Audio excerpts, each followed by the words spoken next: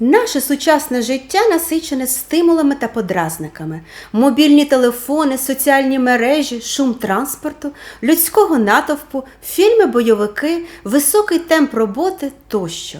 У той час, як дехто з нас почувається добре під впливом усіх цих стимулів, для інших вони видаються занадто інтенсивними. Засоби масової інформації приділяють усе більшу увагу високій чутливості впродовж останніх років. З іншого боку, критики кажуть, що висока чутливість – це просто модний термін. Але чи є це явище звичайною рекламою, чи є науково обґрунтованим? І що ви можете з цим вдіяти? Сьогодні я розглядаю цю тему.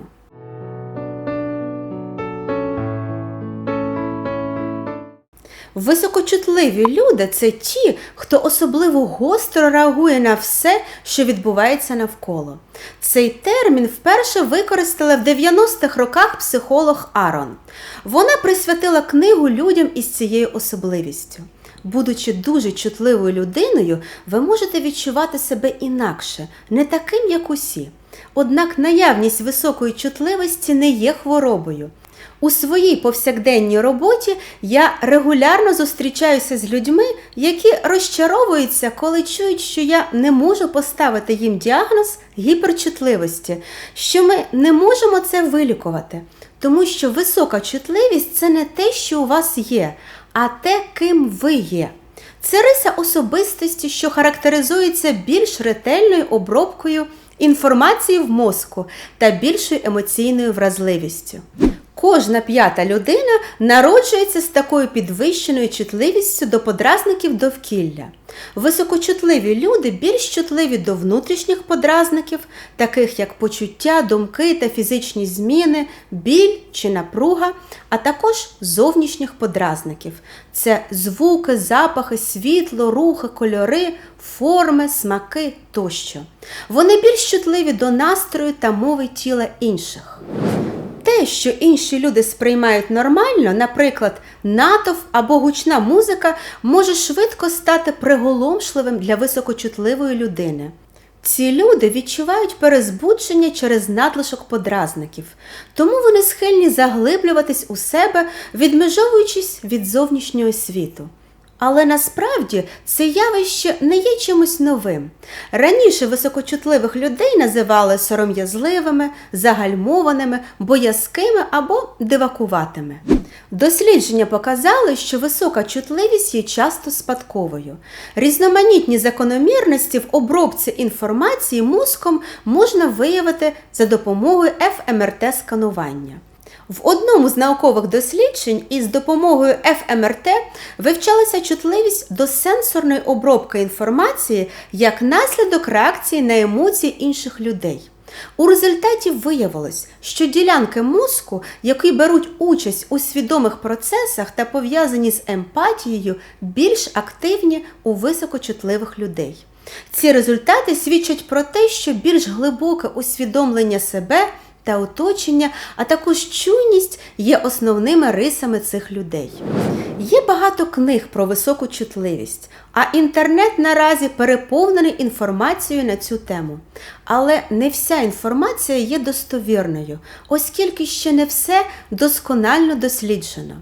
Наукові дослідження показують, що емоційна гнучкість високочутливих людей може бути як їхньою слабкістю, так і силою. Високочутливі люди характеризуються високим рівнем емпатії, інтуїції, сумлінності та креативності.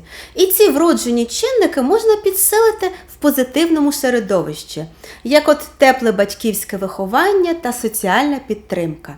Крім того, є докази того, що високочутливі люди швидше реагують на психотерапевтичні методи лікування і отримують від них максимальну користь.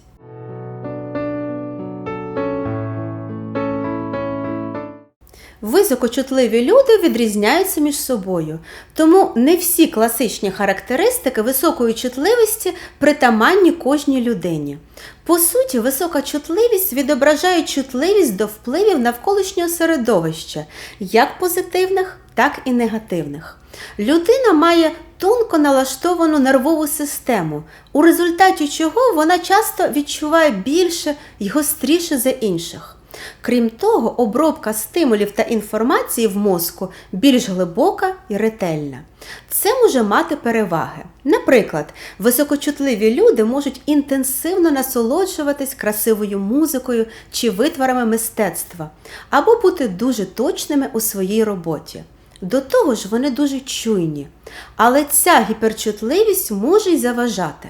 Високочутливі люди потребують більше часу, щоб переробити щоденні враження та досвід. Тому вони потребують більше часу, щоб відновитися, а також адаптуватися. Особливо в періоди стресу або за неприємних обставин люди можуть страждати від своєї гіперчутливості. А як щодо високочутливих дітей? Таких дітей легко дратують ярлики на одязі або гучні звуки. Також вони можуть бути дуже турботливими та чуйними. Деякі з них відмовляються дивитися зворушливі мультфільми. Інші замикаються в собі, якщо оточення занадто шумне. Батькам високочутливих дітей необхідно усвідомлювати, що реакція організму на певні подразники – це не примха малюка. Високочутливі діти потребують глибокого розуміння та підтримки з боку батьків. Вважається, що гіперчутливість є еволюційною ознакою, оскільки для виживання необхідно ефективно уникати загрозу, добувати їжу та швидко адаптуватися до обставин навколишнього середовища.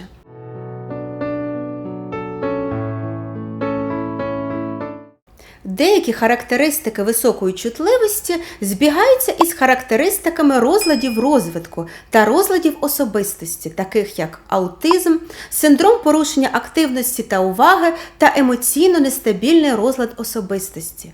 Ці розлади мають абсолютно різне походження, але ми спостерігаємо схожі симптоми та поведінку, що може призвести до помилкового діагнозу. Чутливість до подразників є однією з основних ознак аутизму. Однак є одна значна відмінність. Люди з аутизмом мають труднощі з емпатією, здатністю розуміти те, що відчувають інші люди, і висловлювати співчуття. Вони не в змозі поставити себе на місце інших людей. Емпатія у високочутливих людей, навпаки, добре розвинена. Вони налаштовані на емоції інших, помічаючи особливості поведінки і відчуваючи настрій між людьми. Останні наукові дослідження показують, що високочутливі люди більш вразливі до стресу, а також більш схильні до тривоги, депресії та емоційного вигорання. Також є зв'язок між гіперчутливістю та обдарованістю. Приміром, висока чутливість є однією з характеристик обдарованості.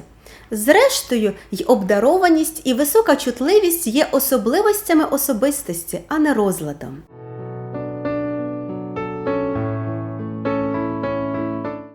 Деякі люди не вірять у гіперчутливість. Важливо навчитися не звертати уваги на тих, хто говорить, що ви надто вразлива людина і маєте стримувати себе. Ми всі по-різному сприймаємо світ. Але не потрібно пояснювати всім, що ви гіперчутливі, або переконувати їх, що ви не прикидаєтесь. Можна сказати, що деякі наукові дослідження вже були проведені, що вважається, що кожна п'ята людина і тварина народжується з більш чутливою нервовою системою. Високочутливі люди є, як правило, хорошими працівниками, однак дуже важливо робити достатньо перерв. Якщо ви добре оберігатимете свої кордони, інші будуть змушені їх поважати. Тому, якщо це необхідно, подбайте про більш спокійне і зручне робоче місце. Користуйтеся берушами або навушниками, регулярно прогулюйтесь на самоті. Приглушуйте світло, одягайте сонцезахисні окуляри і частіше вибирайте відпочинок на самоті, замість того, щоб їхати на галасливу вечірку. Ви також можете запланувати індивідуальні заняття спортом. Багато високочутливих людей переживають різні ситуації по-різному. Наприклад, вони можуть глибоко насолоджуватись музикою, але водночас звук радіо десь на задньому плані може зводити їх з розуму. Емпатія – це прекрасна якість. Однак постійно перейматися емоціями інших людей виснажує. Важливо навчитися з цим справлятися, інакше вам загрожує хронічне перенапруження. Попередити перенавантаження чи перезбудження набагато краще, ніж відновлюватись після нього. Хитрість полягає в тому, щоб належним чином стежити за своїми кордонами й можливостями, оптимізувати оточення та планувати моменти відпочинку впродовж дня. Тому оточуйте себе людьми і речами, які заспокоюють вас і роблять вас щасливими. Це особливо допомагає, коли потрібно відновитися після напруженого дня. Високочутливим людям потрібно навчитися приймати свою унікальність і любити її, вміти скерувати життєву енергію в позитивне русло, розвивати свої таланти і не боятися зробити помилку. Ось і все. Якщо вам сподобалось це відео, підтримайте його лайком, коментуйте, підписуйтесь і діліться цим відео з друзями. Дякую, що залишилися зі мною до кінця. До побачення!